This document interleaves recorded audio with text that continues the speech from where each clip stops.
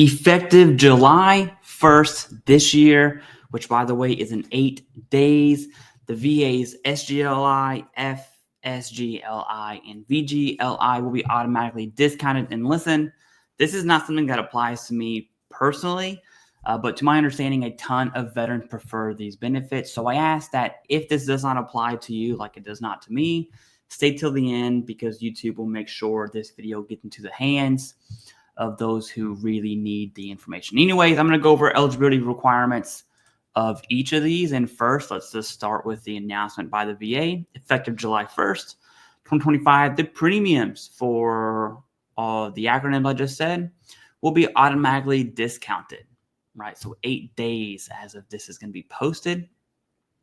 Let's go ahead and hop in. We'll start with Veterans Group Life Insurance. That's what we're talking about. LI is life insurance. All right. You may be able to keep all that stuff. I'm just going to go over eligibility requirements. Now I'll link all these down below as well. We're going to go over all three really quickly. But I want to show you the format, right? It starts with eligibility here, who's covered, your benefits, how do I get these? Okay. And then how much will I pay? And to my understanding, these are premium rates of April 1st. And so let's say you're 55 to 59. There we are. These will be discounted automatically. As long as I understand what that says, that's what that means to me. Okay. Now let's scroll up. Okay. So you may be eligible for VGLI if you meet at least one of these requirements. And you can see there's or statements here, not and. So just one. You had SGLI while you were in the military and you're within 1 year and 120 months. Is that 18? A year and a half? Yeah, a year and a half. How much is 120 months? 4 months. Not a year and a half. A year and 4 months. Okay, math. You're within 1 year and 4 months days of retiring or being released from Reserve or National Guard, Ready Reserve, National Guard. You're within 1 year and 4 months of assignment to the IRR, okay, or the ING. This includes United States Public Health Service and Active Reserve Corps. You're within 1 year and 4 months of being put on temporary disability retirement list. You had part-time SGLI as a member of the Guard or Reserve, and this is an and statement, and you suffered an injury or disability, damage to your body that makes it hard for you to do everyday tasks, including meaningful work while on duty, including direct travel to and from duty, that disqualified you for premium insurance rates. Who's covered veteran and former service members. Tell me that's not the same thing. Okay, that is Veterans Group Life Insurance. Next is Family Service Members Group Life Insurance.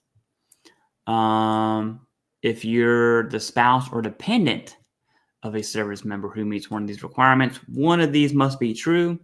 The service member is on active duty covered by full-time SGLI, or the service member is a member of the Guard or Ready Reserve covered by full-time SGLI. Only one of those need to be true. You may qualify to get FSGLI as a spouse of someone with SGLI coverage, no matter if your own status is active duty, reserve guard, retired, or civilian. Who's covered?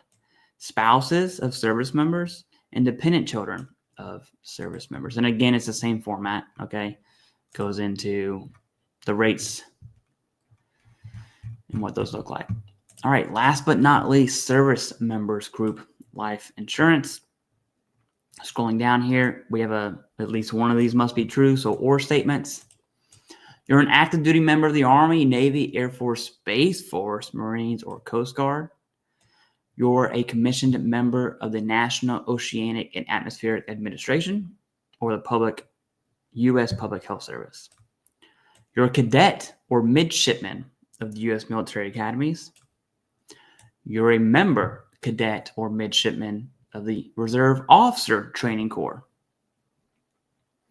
Engage in authorized training and practice cruises or practice cruises. That's hilarious to me because if you know ship life, you know that sucks. You're a member of the Ready Reserve or National Guard assigned to a unit and scheduled to perform at least 12 periods of inactive training per year. That would suck. You're a volunteer in an IRR mobilization category. All right. If you're in non-pay status with the Ready Reserve or Guard, you may be eligible for full-time SGLI coverage if you meet both of these requirements. You're scheduled for 12 periods of inactive training for the year, and you're drilling for points rather than pay. Note, you must pay your premiums directly. Who's covered? This is for service members. All right, so we have veterans, we have families, and then we have service members. Like I said, this doesn't really affect me at all.